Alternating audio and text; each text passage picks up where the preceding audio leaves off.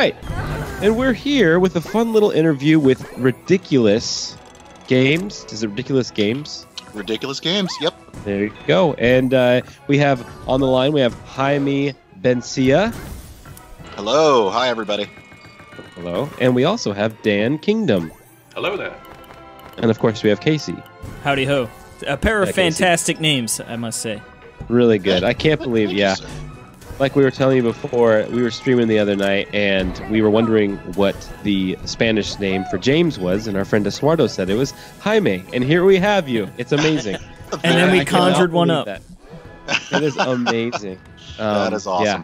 So, you guys, how big is your team? Is it just you guys, or...? It really is. It's actually a really, really small team. The interesting side of this, and Dan could talk about this as well, but it really at first for a good chunk of time was about 3 people that was kind of taking care of this entire thing. Mm-hmm. I mean the fact that Dan and some of the guys over at Ridiculous, 2 guys over at Ridiculous, took care of a majority of this thing was pretty incredible. But yeah, we are a small, lean group. That's right. And we are here to talk about your latest game, which is Day and Night. Yes, Day and Night, which is which is on the Switch, Nintendo Switch, which we're very excited about. Yes. So, what other platforms is it on? Is it on another one? Currently, no. It is exclusively right now on the Nintendo Switch, and you know, I'm sure you're probably wondering why. But one of the reasons why is, well, a couple of reasons. One of them is, like I was saying a second ago, we're so lean and mean that we had to kind of pick and choose what we wanted to attack first, right? And and one of the things at work that we always talk about, I mean, myself, Dan, and a few of the other guys, we love the Nintendo Switch, as does, you know, millions of people, right? And we thought to ourselves, I think, you know, again, Dan could talk about this a little bit more, but the Switch just seemed like the perfect, you know, console, the perfect platform for this thing. And you know, Dan, I mean, maybe you can kind of go back and talk about that a little bit more. Yeah, I mean, we definitely set out to make for us a classic old school falling block puzzle game, and that's as right. I just pointed out, you know, we looked around and realized, you know, it only behoved us to really focus on one platform because of the size of our team, and choosing the Nintendo Switch allowed us to really double down on making the game feel, you know, as close to, you know, a Nintendo game as possible. We wanted it to feel like it really belonged on that platform. Yeah. Well, for those who don't really know exactly what it is, you just touched on it, you know, a puzzle block game, but what's sort of the puzzle game? Yeah, what's the, you know, the hook of this game for people who haven't gotten a chance to play it yet? So the big hook with Day and Night is that while it very much resembles a lot of other traditional falling block puzzle games, like, say, Columns, Baku Baku Animal, stuff like that, the big hook is that the game exists in 2 states, day or night. And if you're playing in versus head-to-head, then half the screen is split in day and half the screen is split in night. And each player is assigned one of those times. And both players receive blocks, day and night blocks. And only the day player can collect day blocks, and only the night player can collect night blocks. So for each player, there's a certain amount of blocks they can collect and match and clear, and there's a certain amount of blocks they can't do anything with just yet. They have to kind of manage them and stack them. But by collecting blocks, by playing the game, you'll fill up a meter and you'll trigger a time change. And now time swaps for both players. And suddenly all these blocks that you couldn't do anything with turn on, and now you can start collecting them and clearing them. But on the other hand, all the blocks that you were just collecting suddenly turn off.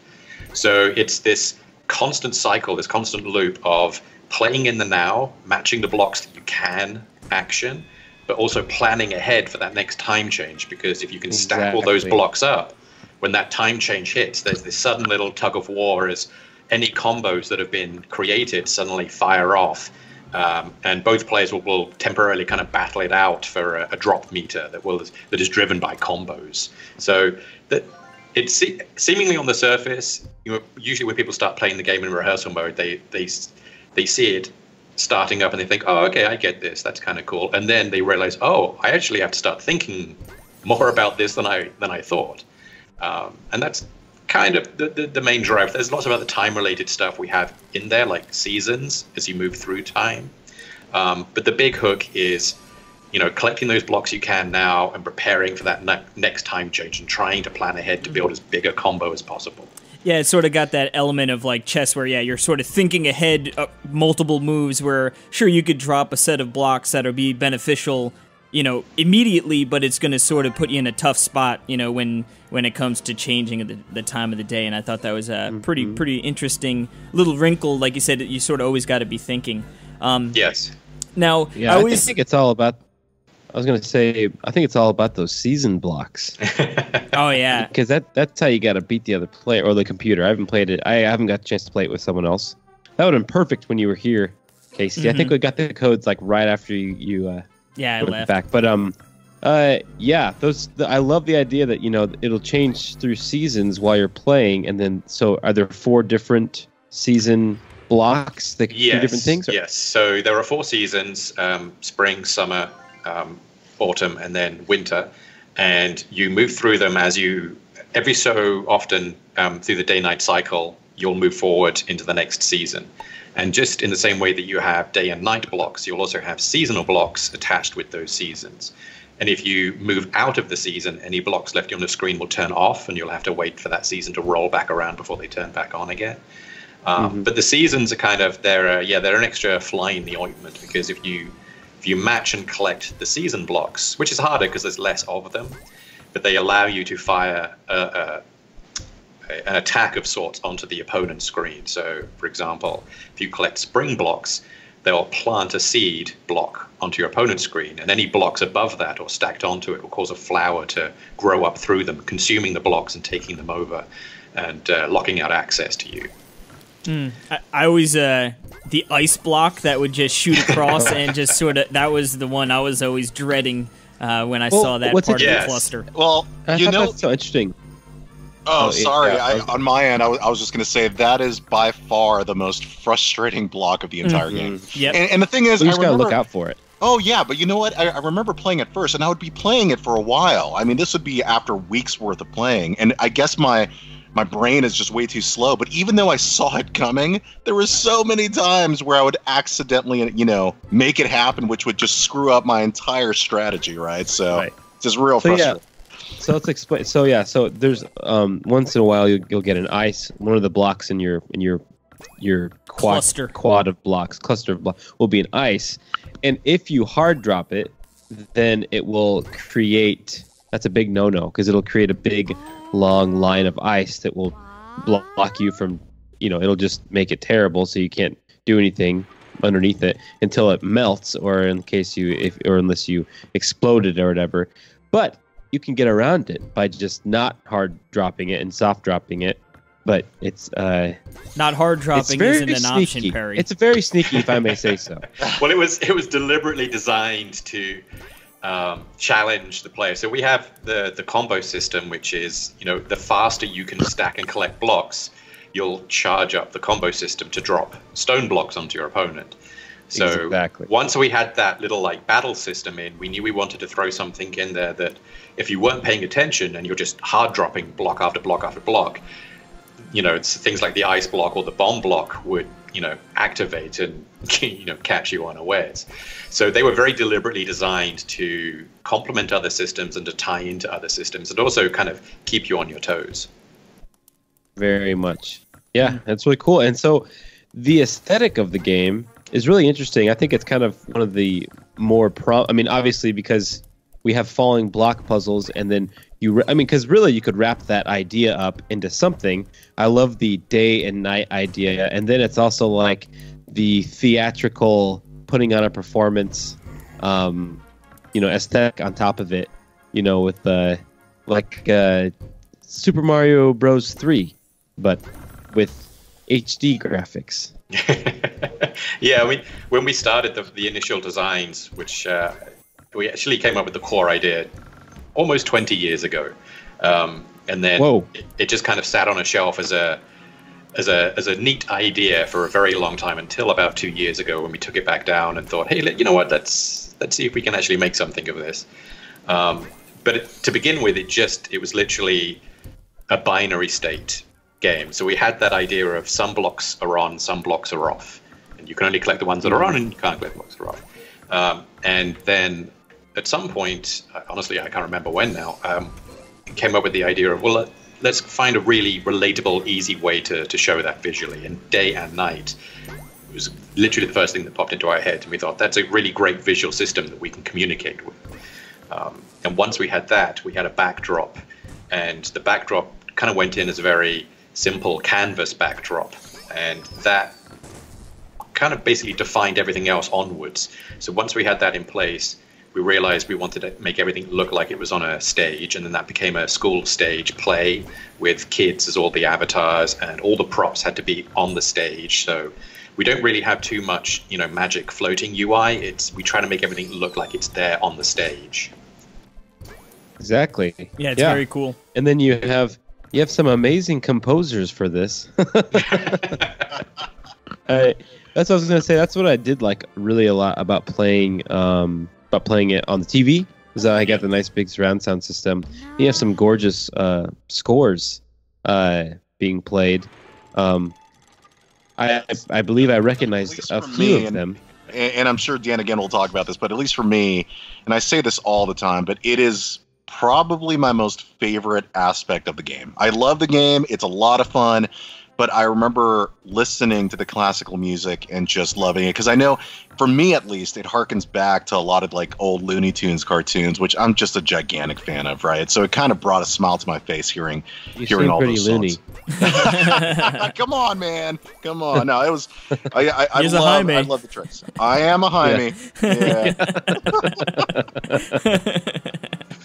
No, Dan. I mean, talk about that, little man. I mean, it's a fantastic idea on the score. I just want to say before, Dan, when we were playing it, and I was like, man, this music is so nice. It's like, man, why doesn't everyone do this? Like, just put like really good music. I was like, can you do this in a game? Can you just take classical music and throw it in here? And sure, why not? It sounds awesome.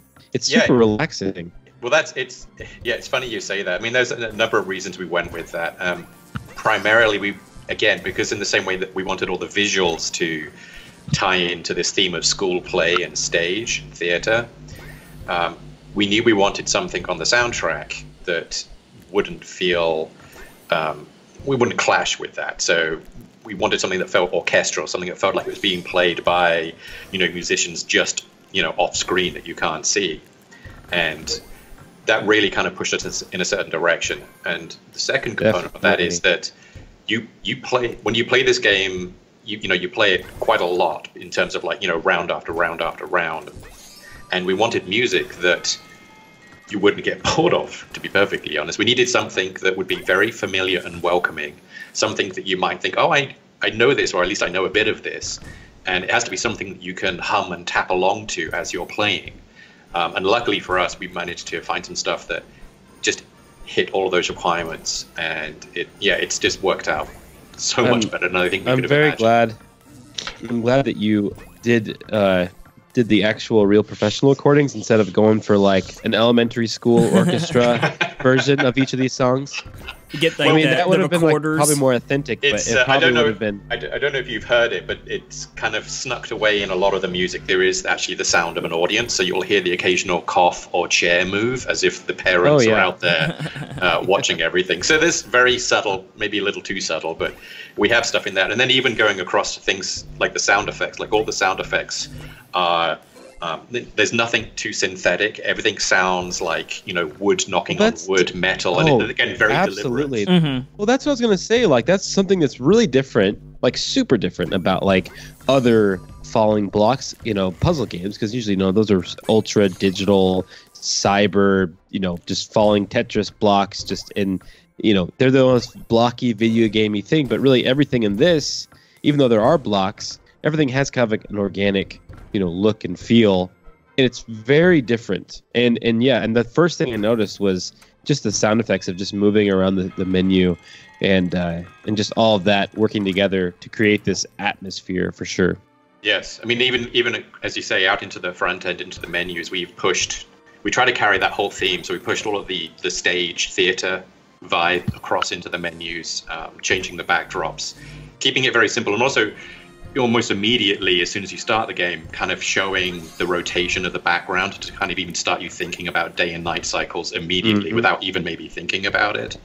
And we then also on top of, so the icing on the cake for us is that we got a a bunch of the developers' kids in to do all the little voice emotes as you're playing, so as the AI's reacting. So all the boys that you hear in there are Jaime's kids. I'm still waiting for my check, bro. Where's my check? And then all of the girls. Jaime, you can write it yourself.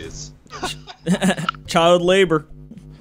You say the other voices are your nieces? So yes, all the girls are played by my nieces, and all of the boys are played by Jaime's sons. So we very deliberately we also wanted to be them. We didn't want actual dialogue. We wanted to be quite simple. So, you know, we call them voice emotes. They're little like exclamations and frustrations or little jubilations that kind of just pop in every now and then when you do things.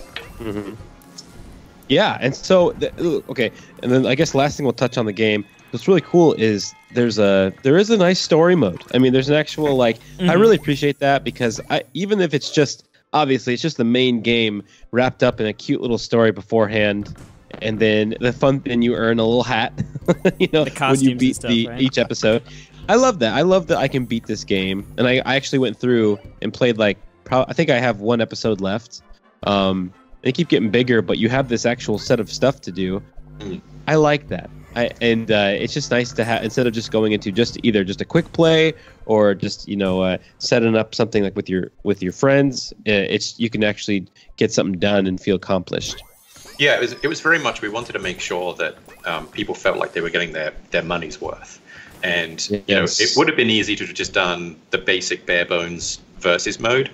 But luckily, because we had that in place early on, we were able to extrapolate out from versus mode and create things like the story mode, which, as you say, it's simple version of that, but it allowed us to do things like we can change up some of the rules, we can put in different conditions and challenges based around the story you're playing. And then off of that, it allowed us to create the dare system as well. So we could create little one-off instances of what's it like to play this game upside down? What's it like to play at super fast speed with the reversed controls? I beat the upside down one. Everyone loves a good upside down level. Upside down's not so bad, actually. You know, upside down is actually still left and right. You just yes. Once your brain kind of adjusts to it, it's fine. It's the flipped controls one that is actually the worst one. I was gonna say is the killer. Yeah, I haven't done that one. You know, like we're talking about just getting the original aesthetic of day and night. Like you could even like do that. Like that would be a cool mode where when it goes to night, it flips your controls, like flips them upside down. You know, so it'd be insane. That'd be great. Bring the brutalness so instead in. of pulling them down, you're pushing them. You know. Yeah, one of the benefits of those extra modes, things like, I mean, obviously Versus is something that you can play forever because it's just challenge a friend or challenge the CPU. The survival mode, which is our other standalone single player mode, which is just a straight up how long can you play for, and it's just you against time. It's a roguelike. It's like arcade, arcade mode essentially. Yeah, we added in these little variables that can be added to the calendars. Every time you play, there's random variables and challenges that can be dropped on certain days. But because we have these little modular modes like story and dare, it's very easy for us to go in and add in, new content updates down the line, so we can come up with new dares, new stories, just add them in, and keep people playing that way. Heck yeah! So do you guys plan on adding more to it as it as time progresses? Yeah, absolutely on our end. I mean, that's something we're actually in the process of discussing and developing now. But, I mean, one of the things we've been talking about is, it just makes perfect sense to have DLC for the seasons themselves, right? So what if we have DLC for Christmas time? What if we have DLC for, summer or spring? Exactly right. So 1,000,000%. I mean, costumes, absolutely. So we definitely want to make that happen without a doubt. That sounds awesome. That's awesome. Well, before you go, we need to ask you an important question. And we'll start with Dan. Pepsi or Coke? I'm sorry, say again? Pepsi or Coke? Oh, that's Coke. That's an easy one.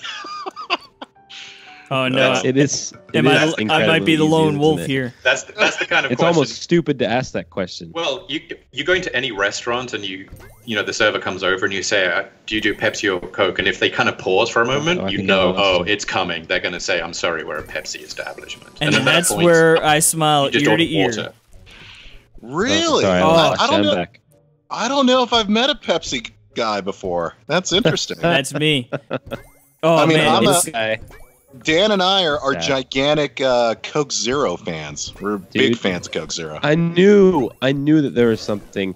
I'm drinking a cherry Coke Zero right now. I knew that we were kindred spirits. Oh, it's so good, man. It's Yeah, so I'm a Coke Zeros, and I don't like the new. I mean, I Bunch like of the Jimmys original Coke today. Zero better rather than the zero sugar. You know, they changed Yes. Yeah. I've adapted it's to the sweeter. new Coke Zero, but I've I definitely adapted. prefer that older one. it. Look at this guy. I do too. Casey? I do too. Casey, you're kicked off the podcast. That's- Guys, welcome to your new podcast. That's great. So, all right, point one for me. Now, I also want to say. So, what other games have you guys done? I obviously, if you've been sitting on stuff for 20 years, would we know any other stuff or? Well, so yes and no. So as far as ridiculous games go, I mean, here's the deal. So a lot of us, myself, Dan, a lot of our developers, we've been together a pretty long time, right? But we've always been together as different entities. Different companies, whether it be, you know, some of the guys were in Interplay, some of the guys were in Konami for a while, some of the guys were, you know, together as a company called Digital Funk Machine or Digital Domain. We're constantly evolving from company to company. Sure, of course. Now on this front, that's where, you know, with Ridiculous Games, we just decided, because the last few years, so to answer your question, even though I took the long about route to it, the last couple of years, we've actually worked on, we were at Digital Domain, and we worked on Voltron VR. So there was a Voltron VR Chronicles that came out a couple years ago, a little less than a couple years ago. And we were focusing a lot on VR and AR. So not only Voltron VR, but we also had a title called 1111 that just came out about 5-6 months ago, and that was on, you know, Oculus and HTC Vive. And so we were definitely working on lots of cinematic VR type experiences, which, you know, really cool, awesome, and honestly, we had an amazing experience putting these multi-million-dollar projects together. However, and you know, maybe Dan will agree with me on this, we just missed making games. Just simple, fun little games, right? Yep. And I think that's where Dan, like he was saying a couple years ago, came to talk to me, and he's like, "Hey man, I've had this idea for a long time. What do you think about this?" I'm like, "Yeah, go for it. Do what you got to do." And he did. And so Ridiculous Games, this really is our first game under that banner. Okay. Heck yeah, man. Perfect. That's always fun to hear. So Yeah, that's cool. Yeah, absolutely. So I in the love the sense, name. it's like, yeah, it's fun. It's actually it was one of those things. The name came out of nowhere. Our colleague or was basically our boss. He owns a boat. This ridiculous looking, not to, you know, make a pun right there, but he has this funky looking purple boat that he takes out there. You know, he goes out there and he goes wakeboarding and all that kind of good stuff. But it is the most ridiculous looking purple boat. And so he called it Ridiculous. And then all of a sudden, some months ago, we're like, hey, we need a name for our company. And he's like, I got it. And I'm like, okay, that completely Purple Boat Games. Purple Boat Games. We're like, no. How about Ridiculous close. Games? Well, it's funny. We used to be called Digital Funk Machine, and that was another name he came up with. And I remember when he told me the name Digital Funk Machine, I was like, that is one of the worst names I've ever heard, man. And everybody else is like, that is an awesome name. So I was in the minority there. Unfortunately, I lost, I guess. Yeah, it sounds like a Digital Funk Machine. Sounds like you should have been the guys that came up with Toe Jam and Earl. Yeah. Right. I mean, I kept telling him, like, No, it sounds that's a like great name. we're supposed to make, you know, like music games or something, but it ended up working out, and we transitioned over to Ridiculous. And again, it's about 15 of us that have been together for such a long time, and as one iteration or another. And this is really us going back to doing what we love, which is making video games, right? And hopefully that kind of passion from Dan and the team shows through with Day and Night. Yeah, definitely. Beautiful. Like you said, It how it all does. sort of the cohesiveness of just even the menus and like the small minute details, you know, like you said, with the noises from the crowd, you know, like that, like you said, the passion definitely shows. Speaking of noises, I don't know if you have noticed, but we tied in with the Ridiculous branding so that every time you launch the game, Ridiculous logo shows up in different colors, and there's a different Ridiculous sound every time you boot up. Really? Yep. Just I a didn't know little you could Easter do egg. that. That's really neat. You know that? You know what that is? That's ridiculous. That is ridiculous. That's actually probably the most ridiculous part of the game, because honestly, the rest of the game, I mean, it's not like, I wouldn't call it ridiculous. It's just kind of a nice, it's a nice game. I mean, you know, like it's not really like a ridiculous game. It's like a pleasant, charming It's music. pleasant and charming. Yeah, exactly. So awesome. Well, so give us, pimp your wares here. So how much does it cost? When's it coming out? All that stuff. It's actually already out now. As of about a week ago, it is available on the Nintendo eShop, and it is available for $19.99. And then we are constantly providing people out there with news almost on a daily basis, as far as, you know, modes and information and tutorials and how to play, all that kind of good stuff. So if people were to go on Facebook, Instagram, or Twitter, all they got to do is follow us at Day Night Puzzle. We're making sure to put as much content up there as possible. But yeah, the game is absolutely available now, and so far so good. It seems like people out there who've been reviewing or playing it have been really liking it. So we appreciate everybody out there who's been playing. Yeah. Heck We yeah. like it. I would say anyone who likes a good falling block puzzle game, you absolutely cannot go wrong with Day and Night. It's a really fun mechanic, and yeah, especially if you have, it'd be fun. It's a good two-player game as well. Awesome. You know. So yeah. All right. Thank you so much, Dan and Jaime. Thank you. No, thank you, Talk Nintendo. It's been fantastic. We appreciate the support there, guys. Oh, no problem. Thanks. Absolutely. You guys have a good day, and we'll talk to you guys later. Take care. Thanks.